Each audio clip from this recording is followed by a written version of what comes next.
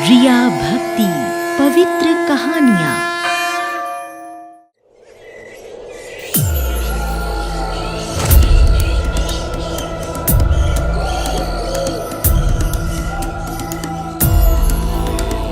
युगों युगों से कही जा रही, युगों युगों से सुनी जा रही, युगों युगों से कही जा रही, युगों युगों से सुनी जा रही।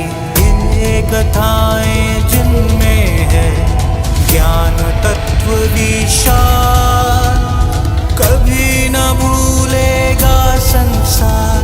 विक्रम बेताल, विक्रम बेताल, विक्रम बेताल, विक्रम बेताल, विक्रम बेताल, विक्रम बेताल, विक्रम बेताल।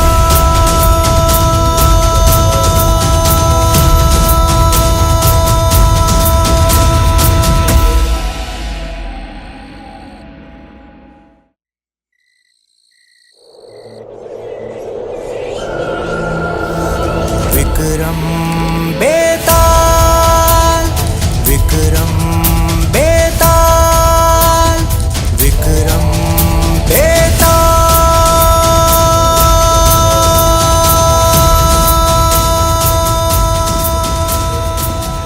राजन, रास्ता काटने के लिए मैं तुम्हें एक कहानी सुनाता हूँ। यमुना के किनारे धर्मस्थान नाम का एक नगर था। वहीं केशव नाम का एक आदमी रहा करता था। उसकी एक पुत्री थी जिसका नाम मालती था। जब पुत्री विवाह के योग्य हुई तो माता पिता और भाई को उसकी चिंता सताने लगी। एक बार तीनों अपने अपने काम से कहीं गए तो उन्हें अपनी लड़की के लिए योग्य वर मिल गए।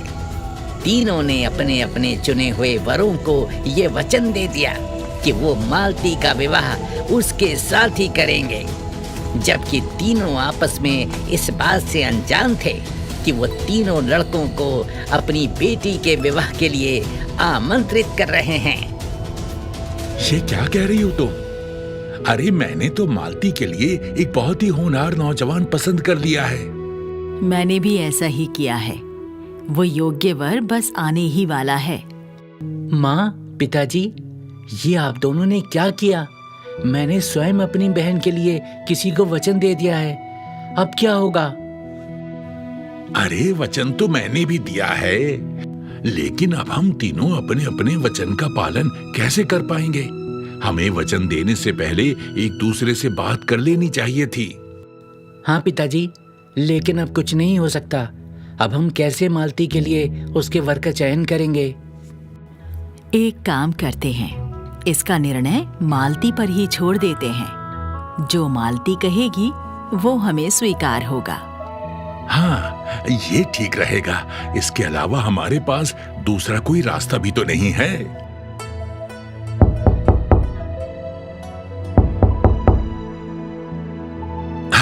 लगता है वो तीनों आ गए। बेटा, तुम एक काम करो, मालती को बुला लाओ। तब तक मैं दरवाजा खोलता हूँ।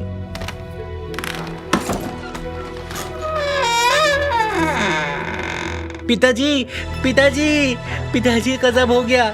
मालती को सांप ने काट लिया, वो मर गई। क्या? हे भगवान, ये क्या गजब हो गया? ये क्या कर दिया तूने? मेरी बच्ची, मेरी बेटी। तो दुखी होकर सब मालती को शमशान ले गए और उसका क्रियाक्रम कर दिया। तीनों लड़कों में से एक ने उसकी हड्डियां चुन ली और फकीर बनकर जंगल में चला गया। एक लड़के ने मालती की राख की गठरी बांधी और वहीं झोपड़ी डालकर रहने लगा, और तीसरा योगी होकर देश देश घूमने लगा। एक दिन की बात है राजन, वो तीसरा लड़का घूमते घूमते एक नगर में जा पहुंचा और एक महिला के यहाँ भोजन करने बैठा। क्या आप थोड़े समय प्रतीक्षा कर सकते हैं? मैं अभी पड़ोस से होकर आती हूँ। लेकिन अभी तो आपने मुझे भोजन परोसने की बात कही थी। नहीं, अब मुझे यहाँ भोजन नहीं करना है। ऐसा मत कीजिए, मैं गई और वापस आई। बस ये संजीवनी विद्या से मैं अपने पड़ोसी को जीवित करके तुरंत लौट आऊंगी। यह आप क्या कह रही हैं? संजीवनी विद्या से किसी को भी जीवित किया जा सकता है? हाँ, संजीवनी विद्या की पोथी से मैं कुछ मंत्र पढ़ूंगी। जो मर गया है और जो जलकर राख हो गया है वो भी जीवित हो उठेगा। ये बात मैं विश्वास के साथ कह सकती हूँ। मैं नहीं मानता, ऐसे नहीं हो सकता। आप माने या ना माने, लेकिन यही सत्य है। काश ये संजीवनी विद्या अगर मुझे मिल जाए तो मैं उस लड़की को फिर से जिंदा कर सकता हूं। मुझे किसी भी कीमत पर संजीवनी प्राप्त करनी होगी। मैं एक काम करता हूं, मैं आज रात यहीं ठहर जाता हूं। जब ये लोग सो जाएंगे तो मैं संजीवनी विद्या लेकर यहां से चला जाऊंगा। ठीक है, मैं भोजन के लिए रुकता हूं। तो राजन, संजीवनी विद्या प्राप्त करने के लिए वो लड़का वहीं रुक गया और रात को संजीवनी लेकर घर से निकल गया। तीसरा लड़का संजीवनी लेकर रात को ही उस जगह पर पहुंचा जहां लड़की का क्रियाक्रम किया गया था। लड़के ने देखा कि वहां पहले से 2 लड़के बैठे बातें कर रहे हैं। हाँ, मैं तो तब से इसी राख के सहारे जिंदा हूँ। यहीं रहता हूँ और यहीं खाता हूँ। मैंने तो कई देश घूमे, लेकिन मुझे कहीं चैन नहीं मिला। ये भी हमारी जिंदगी का अजीब इत्तेफाक है कि हम तीनों एक ही कन्या से विवाह करना चाहते थे और विवाह से पहले ही वो हमें छोड़कर चली गई। अच्छा, एक बात बताओ, क्या तुम्हारी उस तीसरे लड़के से कभी बात हुई? नहीं, मेरी तो कभी बात नहीं हुई। पता नहीं वो कहाँ होगा। मैं भी यहीं हूं। अरे तुम? लेकिन तुम तो फकीर बन गए थे ना? हाँ, लेकिन अब मैं फकीर बनकर यहाँ नहीं आया हूं। मैं यहाँ आया हूं मालती को दोबारा से जीवित करने। ये क्या कह रहे हो तुम? मालती को कैसे जीवित किया जा सकता है? वो तो मर चुकी है। उसकी राख के सहारे ही तो मैं अब तक जिंदा हूं। मैं सच कह रहा हूं, मेरी बात का विश्वास करो। ये देखो, मेरे पास संजीवनी विद्या है। मैं इससे मंत्र पढ़कर मालती को दोबारा जिंदा कर सकता हूं। हम नहीं मानते। किसी भी मंत्र से किसी को जिंदा नहीं किया जा सकता। प्रत्यक्ष को प्रमाण क्या है? इसमें न मानने वाली कोई बात ही नहीं है। तुम सिर्फ मालती की राख और उसकी हड्डियों को इकट्ठा कर दो, बाकी सब मुझ पर छोड़ दो। देखो, इसकी बात गलत साबित होनी ही है, पर इसे एक मौका मिलना चाहिए। हम अभी मालती की हड्डियां और राख इकट्ठी कर देते हैं।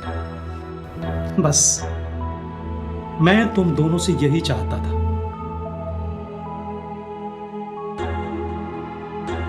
लो, हमने राख और हड्डियां इकट्ठी कर दी। अब अपनी संजीवनी विद्या का कमाल दिखाओ।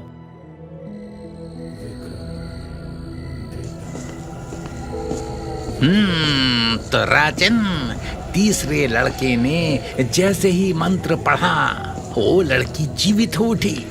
उसके जीवित होने के बाद तीनों उसे पाने के लिए आपस में लड़ने लगे। अब तुम बताओ राजन, वो लड़की किसकी पत्नी होनी चाहिए? और हाँ, अगर जानते हुए भी मेरे सवाल का जवाब नहीं दोगे तो तुम्हारा सिर टुकड़े टुकड़े हो जाएगा। बेताल, पत्नी उसकी होनी चाहिए जो वहां कुटिया बनाकर रहा। वो क्यों राजन? वो इसलिए बेताल, जिसने हड्डियां रखी वो तो उसके बेटे के बराबर हुआ। जिसने विद्या पढ़कर जीवन दान दिया वो पिता के समान हुआ, लेकिन जो राख लेकर रमा रहा वही उसका पति बनने का असली हकदार है।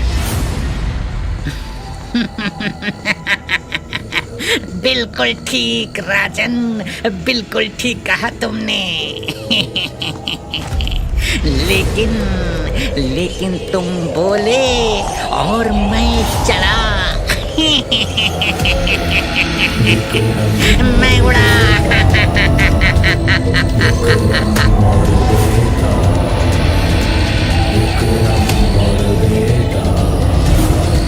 विक्रम